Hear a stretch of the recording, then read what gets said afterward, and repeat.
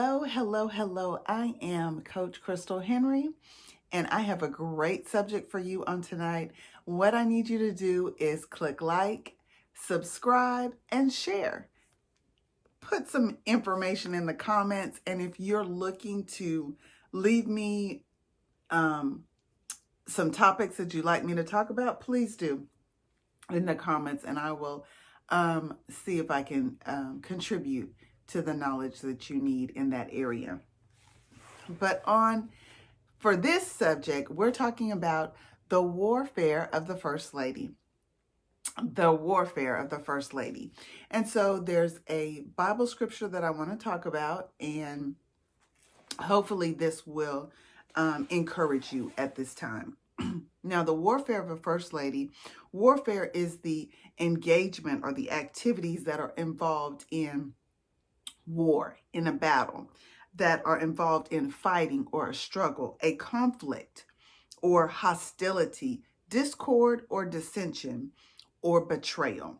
And so the warfare of a First Lady is sure. Why? Because she's right next to the pastor, right next to that leader or senior leader of the church, right in the front row or the second row of the church, dealing with the pastor's children or dealing with the congregation. The First Lady is always in the first line of defense.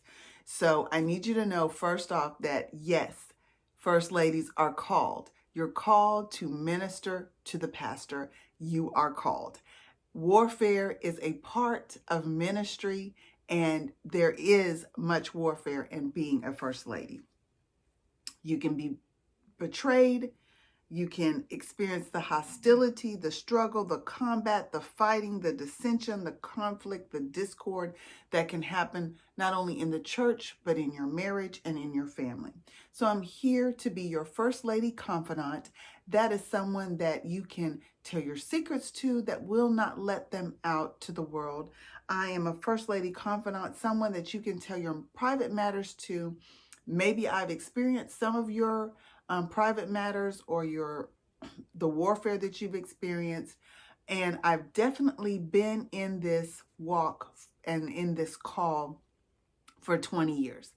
Our church started September 10th, 2000, and now it is December 2020. So yes, over 20 years experience as a First Lady and a evangelist, a preacher of and teacher of the gospel. So dealing with the warfare of the First Lady, I wanted to deal with betrayal and jealousy. And so I always have to give a Bible history. I always call anything that we see in the Bible not a story, but a history. So let's talk about what happened to Daniel. Daniel in the lion's den. That's a Bible history that a lot of us have heard of before. So Daniel was favored by King Darius, and all the leaders that were under the king joined together and came up with a decree because Daniel prayed to God. Daniel had a relationship to God.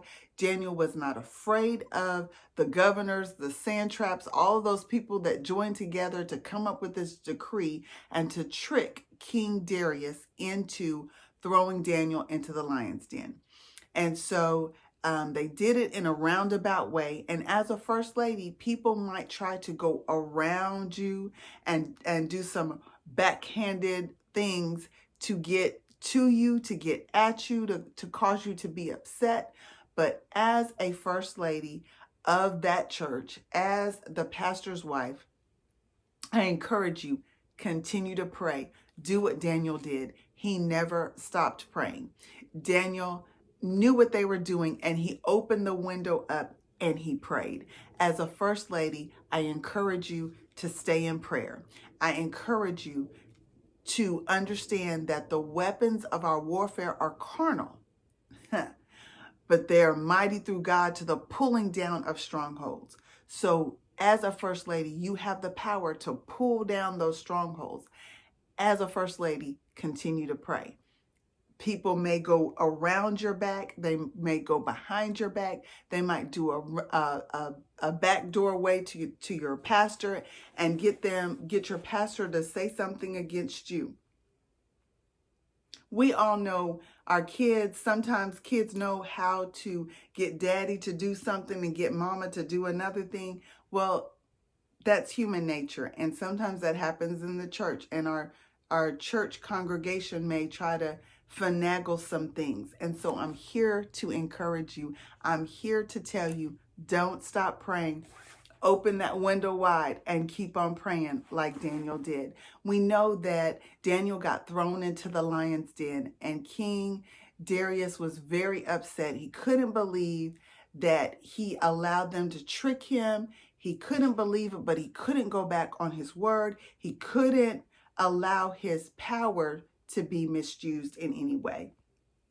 And so, and the next day, we see Daniel coming out, and he's unscathed. He's not bitten. He's had a wonderful night's sleep in the laps of the lions. Nothing happened to Daniel. But when King Darius saw Daniel come out, he was overjoyed. He was thanking God, the God of Daniel, that Daniel came out without a scratch. You too, First Lady, will be able to come out without a scratch. You too, First Lady, will come out without being devoured. So I encourage you, if you've been betrayed, if you have been hurt, if people have lied on you, if they tried to sneak around the back door to try to overtake you or to make you look bad, trust God in the process and stay prayerful. This is one of the first videos that I will do for the warfare of a First Lady. I hope you're encouraged. If you need me to be your First Lady confidant, if you need to be your ministry mentor, please contact me through empower-mint.org, my website, or our church website at powerofthegospel.org. You can email me also through Coach Krystal Henry at gmail.com. And please, if you need to find me on Facebook, you can find me that way, Evangelist Krystal Henry or Krystal Henry. I'm also on Instagram, Krystal Henry. You can find me on Twitter as my Coach Krystal. And feel free to reach out, and I hope that I will be able to help you. If you'd like to book sessions with me through mymentor.life, please do so. mymentor.life/Krystal Henry.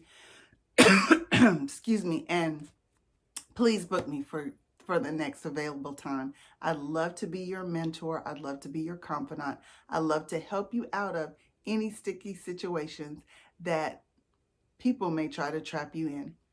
I'm a qualified 20-year First Lady, so I understand some of the things that you are or have gone through. I hope this blessed you. I hope you will continue to check out the other videos on my YouTube channel. Later, I'll see you next time.